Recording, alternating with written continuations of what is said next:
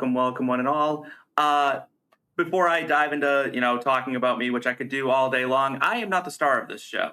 Normally I am, but today I am joined by Breton Tyner-Bryan, who you are putting out. If this is your debut feature film, correct? You've done shorts, you've had a very successful career so far, and now you seem to be branching into the feature world. What does that feel like? And introduce yourself to the people, Well, please. thank you so much for having me. Yes, I am Breton Tyner-Bryan, often B or BTB, but I'm thrilled to be here with you today. So thanks for having me on board. It's exhilarating. It's been a long time coming. It's hard earned. And I love it. It's a volume of creativity and like working with a massive team and a large cast. I wrote it for an ensemble cast. I also act in it with an ensemble cast. So while those scenes are challenging, I think it's just like upping the stakes and having as much fun as you can with it and learning as much as you can as you go.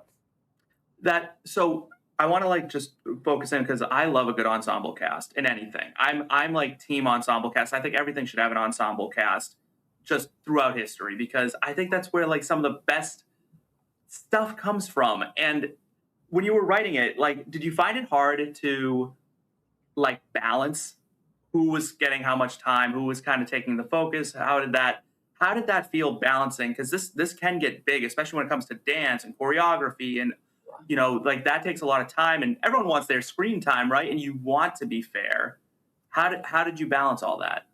I mean, I think the core grounding of that is that the locations are their own character. New York City is very much its own character of this film. So then it's for me, it's like who lives in what spaces in those locations that we're talking about, or even those neighborhoods, like a club in Soho or a club in the Lower East Side, or like a ballroom on the Upper East Side. Who inhabits those spaces in present day? So that was kind of like the compass of it, I would say.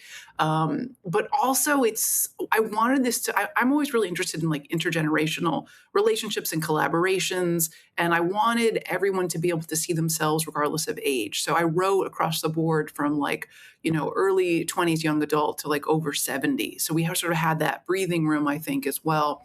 And that was really important to me, that I wasn't just looking at people from one age group. I think it's really interesting when you have a variety in that regard, and it also pulls a wider audience. I think, the dance piece I can probably get away with because I'm a lifelong dancer, and I've worked, when I look back at this, I'm like, oh, this is like being in large scale scenes, for TV shows I've danced in, or, Saturday Night Fever, 3-hour musicals I've choreographed. But then it goes back to my origin, like dancing in the core, where I'm on stage with like 50 people as a teenager. So I think that's how we can get away with scale and the dance sort of being managed as such a beautiful asset instead of overwhelming the film. I mean, do I wish I could hang out with all the cast, like in all the scenes? Yeah, I kind of do. I love these characters. I cast every single one. So, and some of them I wrote specifically for the people in the show, and I was hoping they would say yes, and they did. So I think again, it comes down to like budget, but also what the locations are and how I can have them best inhabit those different spaces. Like, do they in some world realistically live, in the locations I described? But it definitely takes inspiration from films like Dazed and Confused and Clueless, where I think you're on this like kind of journey and these different characters are guiding you there. And I think that also speaks to kind of how we lived in the 90s, that there was always an adventure feel to it because things were not pinned in time in such a digital reference. It was like bouncing back and forth, like looking at your phone or just being in communication in that way. And I think that opened things up to be a little bit more freewheeling, as you might say. So that's sort of like element of surprise and like who you'd bump into, whether you were like wherever you were in the world, like things could happen in a way that was not planned. So I definitely took inspiration from that. And I love Dazed and Confused. It's one of my like favorite films I grew up on. So, but it is a particular structure, and I think that was well suited to talk about like the appetite, energy, and ego of New Yorkers. Hmm. Absolutely. So can I like this show, like Popcorn and Root Beer, we are film nerds. Like I am a film nerd. I shouldn't say we. I am a film nerd, and I love getting into the nitty gritty of it. So this is based in New York. Did you get to film like on location? Did you get to like be in New York City? Because New York, you said it, is such a character. There are so few cities that are truly characters in film, right? And I think we've lost, a lot of people have lost the plot a bit on that, where it's like, if you're in New York, Miami, Chicago, San Francisco, LA, like that should, you need to feel that there's an energy that Yeah. is a part of that. So what was that like being on location, filming something like this? Were you able to, like, did it feel like you could capture something that maybe you just couldn't on like a sound stage? 100%. I think, like, from everybody that's in every scene that worked behind the scenes, they're all New Yorkers. They all have that like appetite, that hunger, that hustle to them. They know how to move quickly, and it was very clear like who the New Yorkers were and how they maneuvered, and also the people that just like that problem solved and made things happen. Whether it was people like at the venues we were working with who would like help us if something kind of went wrong or we needed to like change a light bulb or whatever it was. That expediency was very much on display, but also like the joy, the like camaraderie, the teamwork of doing those things so quickly and pivoting. I mean, the locations I chose are quite elaborate and specific. I didn't want to have a lot of production design. I was looking for something that really felt authentic, that already exists. I'm so aware that I couldn't have made this film anywhere else in the way we did. I couldn't have had the interiors we had here in any other way, and like the variety, their intensity, their emotional depth that all exist, in Manhattan too. Like we were really lucky in those ways. And I designed it in that way too, so that we were spending the most time on set shooting instead of traveling to different places. So everything is like pretty central. But like my awareness of those spaces as having lived here, my ability to walk in and like finesse opportunities to utilize some of these iconic locations is also because I'm a New Yorker. So and there's like that currency of understanding. People are like, hey, you're trying to make this thing. We want to be a part of it. And I love what you said too. Like I've spent time in San Francisco and LA. What I love is like those color palettes, those energies of those places are all very distinct. And I like to lean into what's already organically in those worlds. I love sets. I don't like to build them. I think you can find something that feels more authentic with some dressing in general. And that comes, I think, also from making movies prior with no budget, where you're trying to figure out what's going to Right. look the most elaborate and well dressed without a budget. Who's going to let me use like this beautiful space? And how do I walk in and say, hey, this is what I'm doing? Would you be open to letting me use it? So I've done that a couple times, and I love interiors. I think they tell you exactly where you are in time and place, and why would you negate that opportunity to have like a richer story by utilizing that? And I like things that are really particular and have a strong character sense to them in terms of interiors. And I mean, New York literally has everything you could imagine or want to find is here. So, and in no way was I trying to sort of, dress it to look like something else. It's sort of let it be what it is. And I think wherever you are, whether it's like LA or San Francisco, those places have incredible assets as well. And leaning into them Absolutely. is great. But also the colors, like the color palette of San Francisco is very different than New York. And it's so signature and so beautiful and specific. Or like the terrain of LA, the color of the sky, the clouds are a different formation, the plants have a different Yes. feel. And I like all that because it can, like, in a second, faster than dialogue, tell me where I am in the world or how that character is feeling. So I think wasn't planning on making a New York film, but that's definitely what happened. And I'm grateful looking back to. I'm like, there's no way I could have made this film if I lived somewhere else. Like the speed at which I needed to maneuver to find these locations and kind of make it all come together. Yeah, I mean, I know it's technically not the capital of the United States, but New York's the capital of the United States. You know what I mean? Like, it's kind of like we don't send people to Washington, D.C. when they come visit. We're like, you got to go to New York. You got to go, like, get a slice of pizza and walk around and, go to the boroughs, right? Like, I love going to New York. I'm a Boston boy, right? So Yeah. I am from Boston, and I grew up loving New York, like loving New Interesting. York. Every time I go to New York, I say to my boyfriend, I'm like, we need to move here every single time without fail. And he's always like, yeah, okay. He's like, we'll just move. Like, that's a great idea, Yeah. Steve. But there is an energy that is unmatched there. But I could talk about New York for 3 hours, but I do want to talk about Rhythm or Smooth.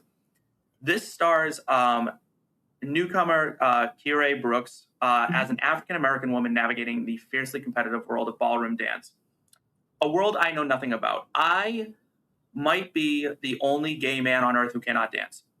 I am just terrible at it. I have zero rhythm. I am not smooth. I have no rhythm. I don't know why. Like, and you know what it is? I have good in the upper half rhythm. My lower half just it doesn't want to play. I think that counts. Like, you have it, like, verbally, you have it charismatically, you have choreography that's happening right now. Like, it's all rhythm, like you said, like, whether it's an edit or dancing or music or like, any form of design or aesthetics, it is all like tempo and rhythm. So I think you have it in great ways. Oh, thank you so much. That's so sweet. But so tell me, so you grew up a dancer? Yes. Yeah. So Yeah. is that kind of where this all comes from? Like just that, because I have friends who grew up dancers, and it does seem like it's an incredibly competitive environment. It's just it'll kind of eat you alive if you let it, right? Oh yeah, I mean it's wild because I think there's so many beautiful things about the dance world. I grew up in the ballet world, which obviously is like a very intense competitive space, but I loved it for so many reasons, and it was clear that like I had an appetite for it. I needed it, and it's to me it's one of like the most clear forms of physicalized energetic geometry. It's I find it to be incredibly specific and articulate, and it trains and it builds dancers in that capacity. And that same thing translates for me as a director into understanding really the specificity of movement of what I'm watching, the delivery of a line, the pacing of it. I was trained with live music. We grew up in that way. We grew up with 3-act ballets with elaborate sets and costumes, full symphony orchestra. So the sort of appetite and demand for a full picture of aesthetics to deliver a narrative, I had that. I was very lucky to have that experience from like, age 6 on. And you were allowed into that world on talent. That was my experience. So there was definitely like a push that you needed to excel technically and artistically to continue to gain access to that information and that knowledge. That was very much part of the hierarchy at the time. And I think, I don't know, sometimes they say dancers are born, they're not made. I mean, I was begging for this. I played a lot of sports as a kid. I played competitive sports. I was a great athlete, but I would be dancing like, playing baseball games on the soccer field, on the basketball court, in the pool. Like, it was pretty obvious that I wanted to be focused there all the time. And so I think it gave me also an emotional space, I would say, to process like what I was going through as a child and just sort of growing up in spaces where I was always more comfortable as a performer. That was sort of the easy space for me, and the rest was not so much. So I think the more I could sort of dream into those fantastical realms, the better for me. And it created my appetite too for understanding and appreciating art at such a high level. If you're in an opera house, you're walking into a space that's already cultivated to like celebrate all those art forms coming together at the highest level. So it wasn't about like these different pockets. It was understanding that like aesthetics, music, narrative, dance design belong together. And I think that's what I've sort of circled round to when I'm coming to these ensemble scenes, or I'm coming to, the volume, the muscle required to deliver features. It's actually similar from that. But I think the dance piece is also, I was sought out for this project in many ways. So, and you realize like when you're on set, if you spend a lifetime in dance, you have a knowledge to direct scenes in a way that really cannot be replicated by people that have not come up in that world. And again, especially ballet, and like I've performed and studied in many other aspects of dance separate from ballet, but there is a specificity, technically and visually, that I think is so incredible and so articulate that can translate to lots of other spaces, whether it's movies or other styles of dance. But again, at my core, I love motion. I love movement. So I'm not the one person say I only like this kind of dance or that kind of dance. The ballroom piece for me too is like I spent my life in point shoes. And then I put on heels and I was like, this is pretty great. And it's the same thing. It's like I'm 5'10", my knees don't want to bend. I like to be up, up, up. I'm not meant to be on the floor as much as I would like to try. And I did. It's just not what my body wants to do. Right. So point shoes are very much like an extension, and heels are an extension of that elevation, which is a classical, origin, I would say. But the speed of heels, the sass of it, I think is what the loudness I loved so much, and the speed. And again, I think like my appetite for sequins, has constantly expanded, having come from the ballet world where maybe there were less sequins, and also it's ballroom is competitive inherently, and it's on display in a way that I find really honest and satisfying. Even if you think there's something else behind it, you're still watching dancers like give their very best, and they also have to dance like numbers back to back. So it's sort of this like survival of the fittest. Well, yeah, I mean, dance is such an incredible thing. Like, even to someone like me who's not a dancer by any means, but I can, without saying anything, without any sort of dialogue at all, it relays so much emotion, right? You can, a waltz is so different from a tango, so different from ballet, so different from, and every single one has an emotion, right? Like you can feel like lust in a good like tango, you know what I mean? Like, and it's like, how are they relaying this through dance? But it does. Yeah. And so, but I want to focus on your childhood for a second because I don't know if it's just me, right? But I am like, I also like dabble in the filmmaking. You are so much farther ahead, and obviously you don't dabble. I dabble in the filmmaking world, but I love movies. And I was wondering if there was a movie when you were younger that you can think back to and be like, that was it. That's the one that made me want to get into making movies. I mean, it's a great question. I think what's interesting about my childhood is I was introduced to like Rodgers and Hammerstein musicals through movies or on television. So when I look back, I met dance through cinema at the same time as I was meeting it in like live theater. And I know that imprinted, especially because the color palettes and design and the scale of those movies is different than the movies, of like the 80s or 90s. There's a certain aesthetic that's actually similar, I would say, to stage. So that piece, I think, was, and I also met dance through like image and library books. I was sort of like fanatically obsessed with reading books about Russian ballet from the 70s because they're all black and white images, Right. which I love very much. And that sort of cultivated my understanding. I remember looking at the book going, I need this. I want this. I'm going to go find it, which is sort of similar to me going, I need this. I want this. I'm going to go find that location at this moment in my life. It's the same. A wild thing to kind of want, though, Russian ballet in the 70s. Wasn't it a little bit mean? Like Probably, harsh? but it was the best technique. And that's what I was, people are always like, are you comfortable? I'm like, it's not really the focus. Like the focus is the knowledge. But I think that again comes from like, I wasn't comfortable in spaces because I'm comfortable as a performer. And that's, that's a different type of sort of escapism, elevation, truth. But so there's that piece. I mean, I don't know why I'm flashing on My Girl. The joy and the sorrow of it. I have no idea why that's flashing, but there's so many amazing movies in the 90s. My father made me watch Casablanca for years on repeat. And I remember being like, really, again, like just so annoyed with this. And I love Fellini and Almodovar. And so I'm sure that was part of it. I also grew up, my dad would bring home like reels of film that we would watch it in that way. So I think I was definitely being exposed to the different texture and grain of different time periods of filmmaking. And my dad sort of cultivated my interest, my appetite. I was shooting film at a young age, and we would talk about architecture and interiors. And I grew up in a home that's filled with old antiques from family lineage that all have like a kind of a spooky vibration to them. So I sort of like grew up in a set. Love that. So I was sort of being like, and my dad's like playing Edith Piaf, and I'm like, turn it off. Play Johnny Cash, please. So like as a child, I was sort of in conversation with the high volume, I would say, of artistic elements and expression, but time period was specific.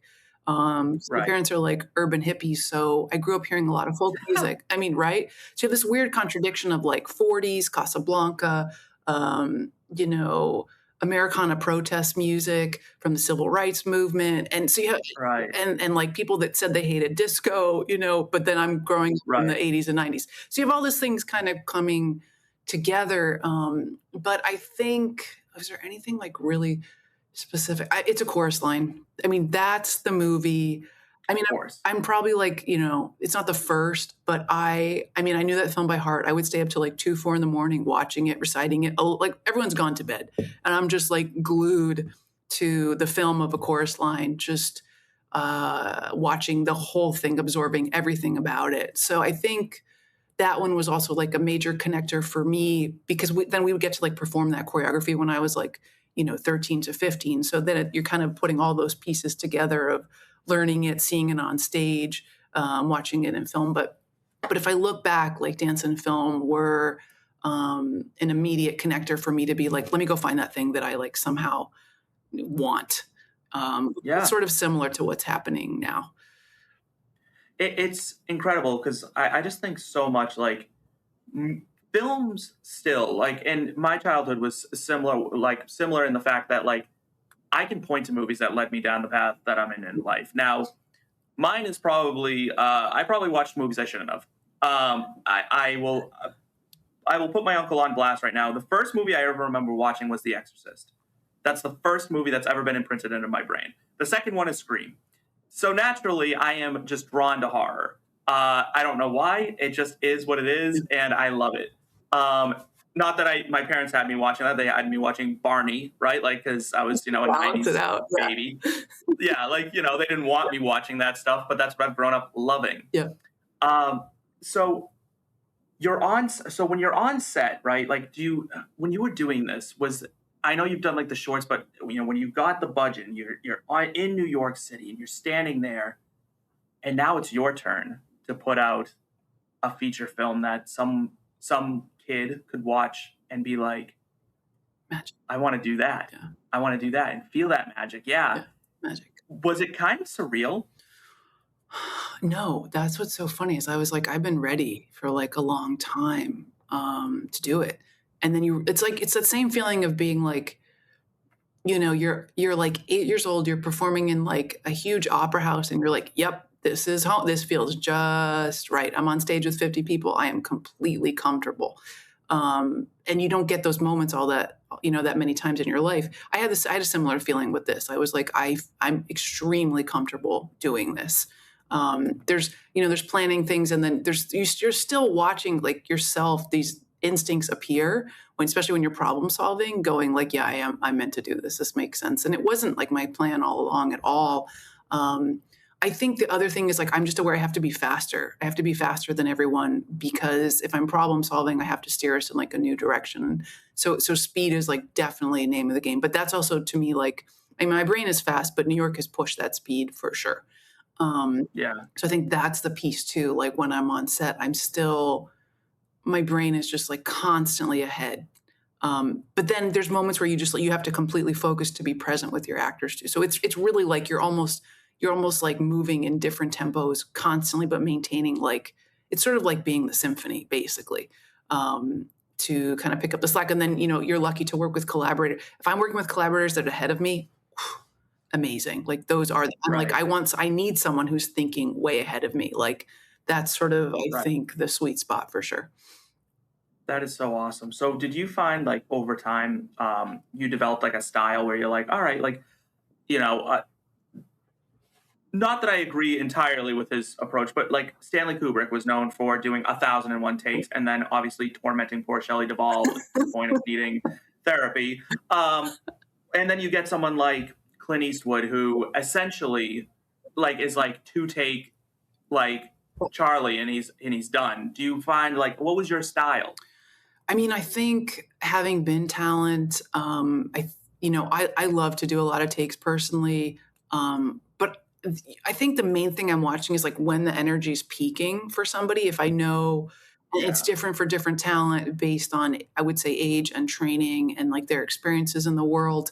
So basically, I'm trying to get the best performance out of everybody. I don't like to overwork talent. I think that leaves them with, for me, like you could do 12 takes with me and I'd be like, let's go 12 more. But I know that's Right. not the feeling for everybody. I also know certain people are going to peak on take 3. And after that, it's just getting worse. And it leaves everyone with that feeling that we haven't got it when in fact we had it on take 3. So I'm watching that. I'm aware of that. I think that feeling of success is contagious. So that's really important to me on set. The person I know that's going to nail it on take 5 and then just get better and do 3 different versions, go ahead, please. Because you never know where it's going to go. And those are like my favorite actors to play with, where we know we have what we need. You want to try something completely different? Go ahead. And, if you have the time and space for that, I really welcome that, because I think the surprise is when people elevate something off the page that I wrote. It's just like the greatest gift. And I'm so grateful to them for taking it there. You're also looking at chemistry and like what people's comfort level is in terms of how long it takes them to lock in with the other people in the scene.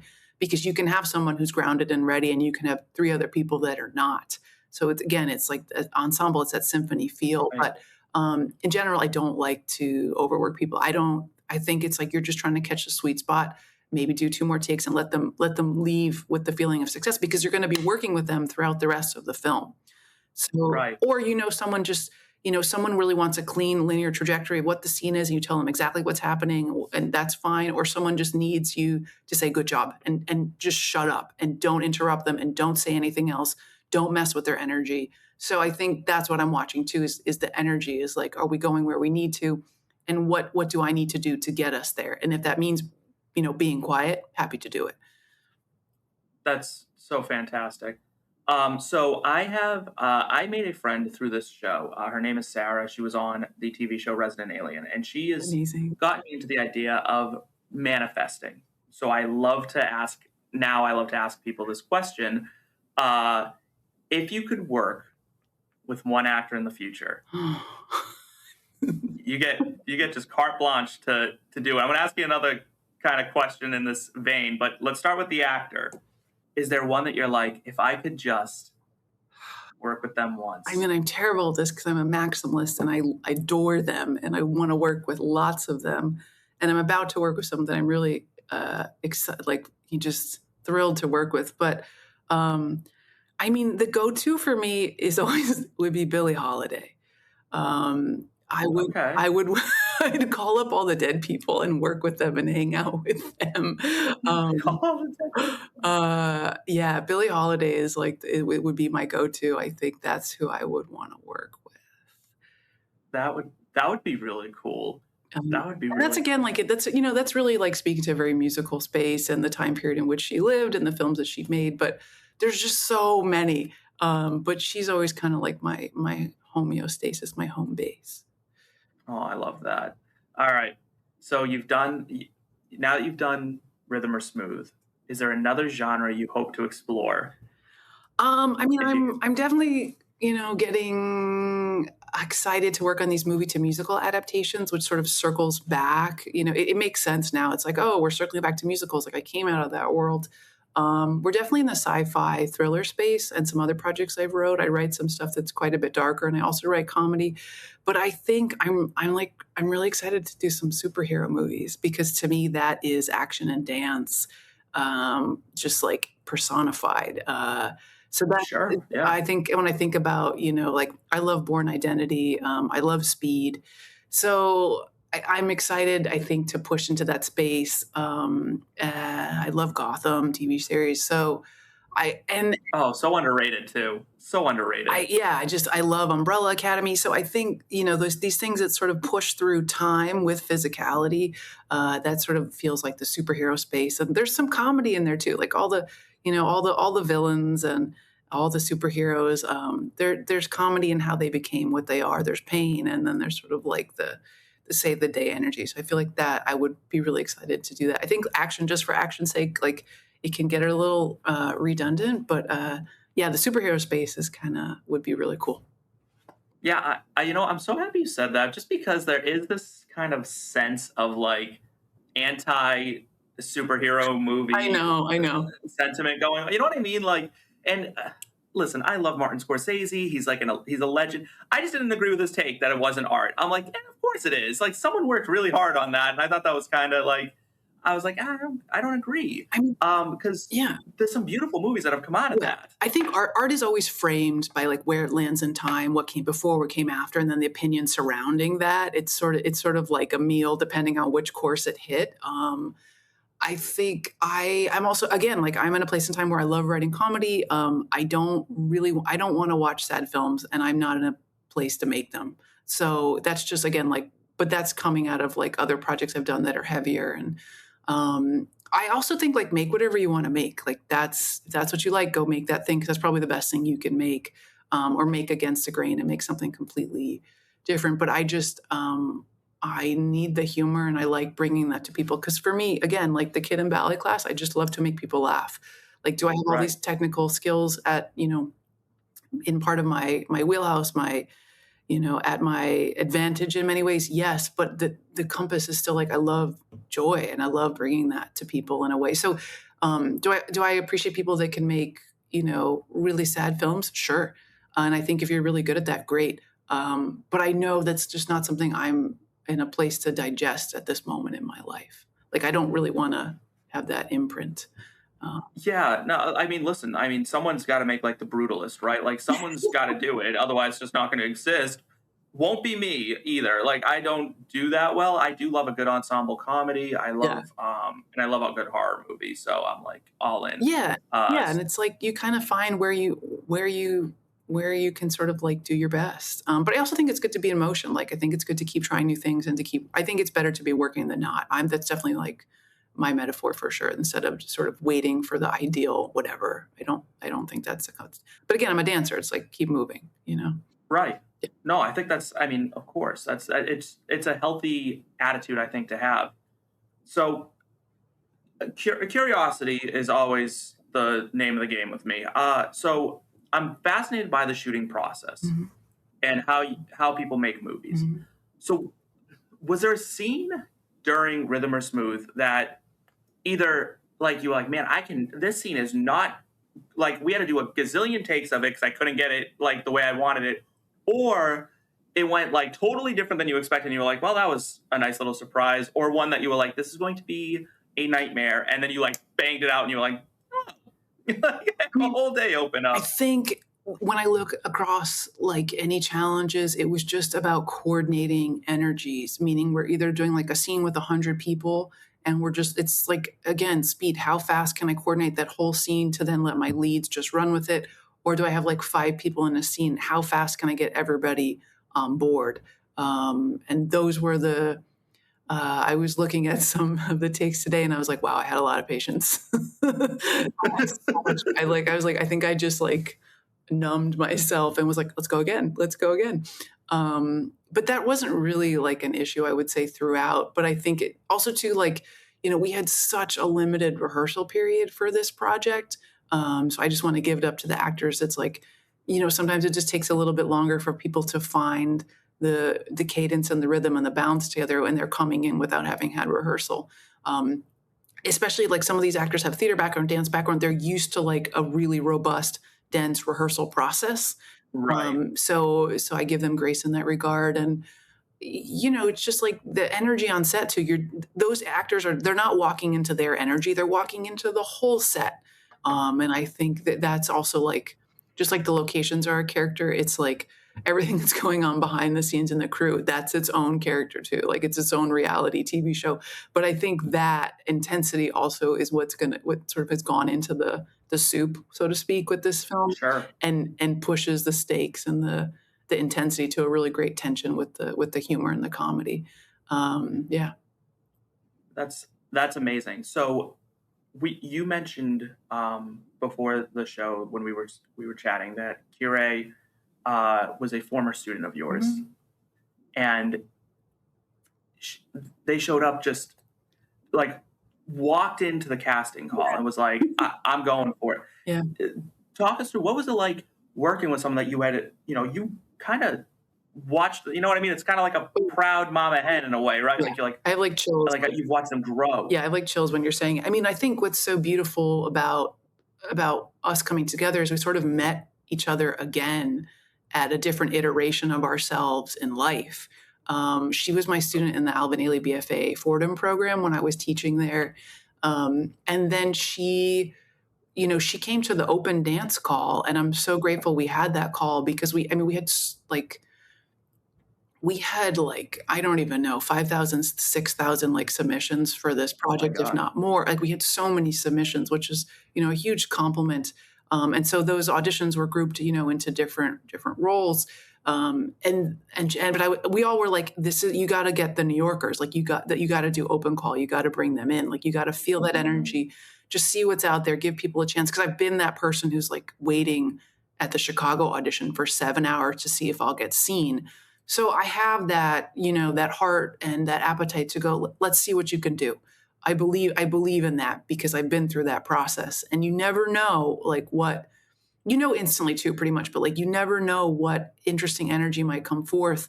And I think that's New York too. It's like you celebrate and you respond to hustle and energy and effort and excellence.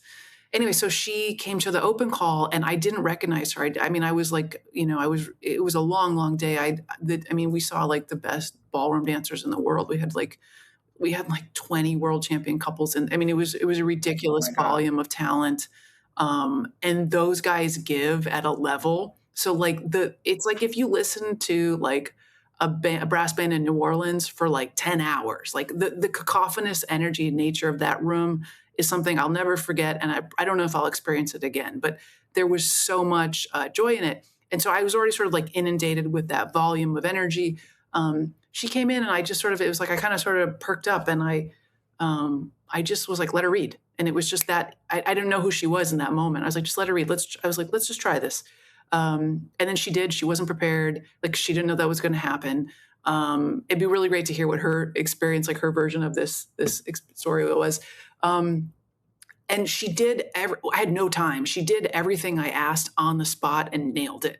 And we'd seen other people read, and we'd had a previous call for this lead role. We were in conversation with other people, and there was no hesitation. And everyone else had sort of like a maybe, a this, I don't know.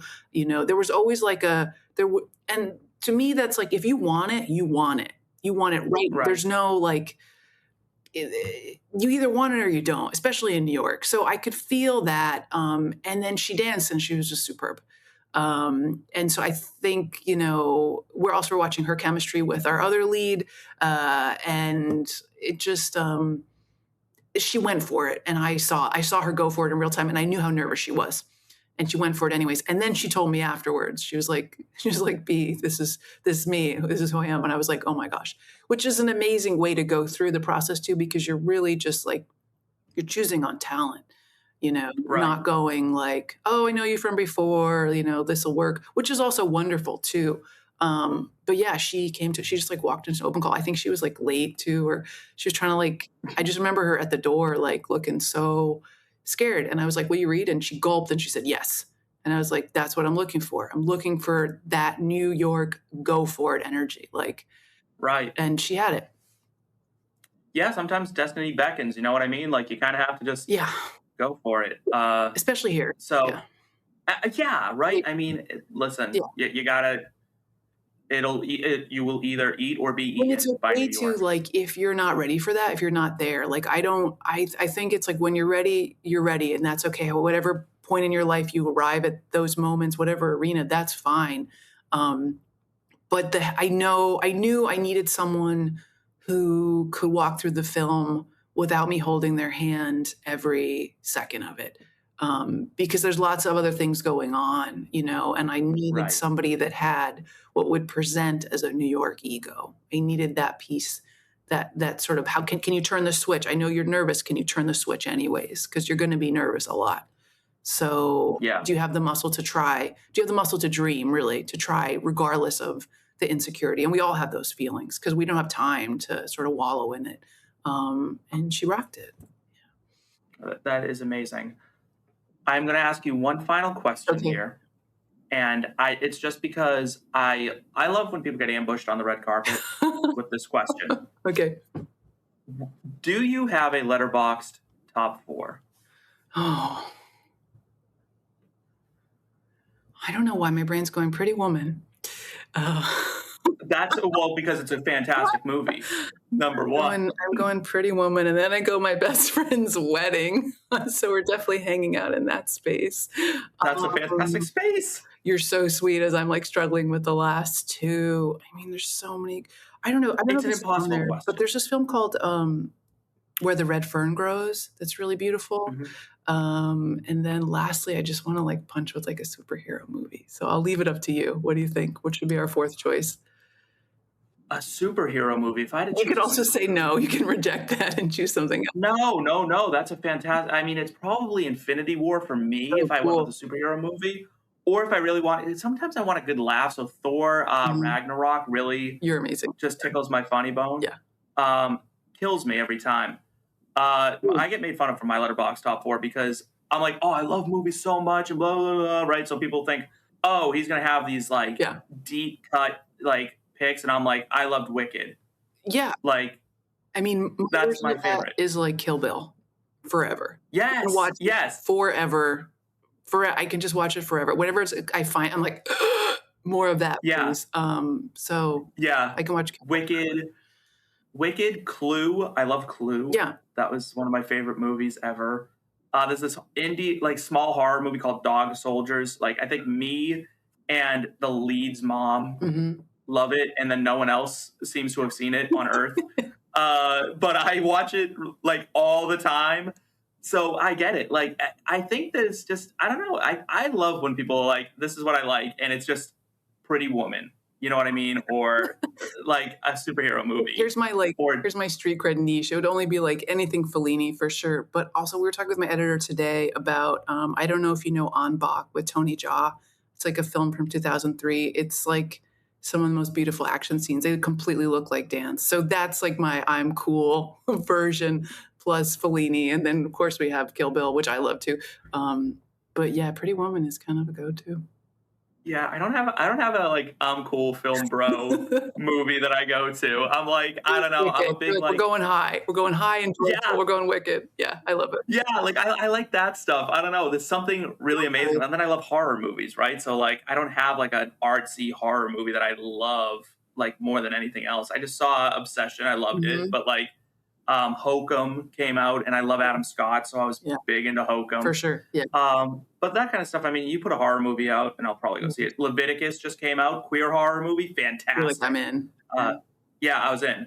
I'm like, oh, Have you like seen go ahead. Jane Schoenbrun's work at all? Speaking of like queer horror, you might enjoy their work. I'll have to look into it now. There's always Buffy the Vampire Yes. Slayer too. Like if we Yeah, you no, need for something sure. that's like a little bit softer. Yeah, that. Oh my God. Well, Right? Like, because it also pulls at like your childhood, depending on like when you grew up and where. Like, I yes. think there's comfort in that in many ways. Right. I mean, maybe it is where I grew up because I grew up near Salem, Massachusetts. Oh yeah. It's a spooky area. Yep. You know what I mean? We Yeah. had the witch trials and things like that. Yes. There are still witches there, so they say.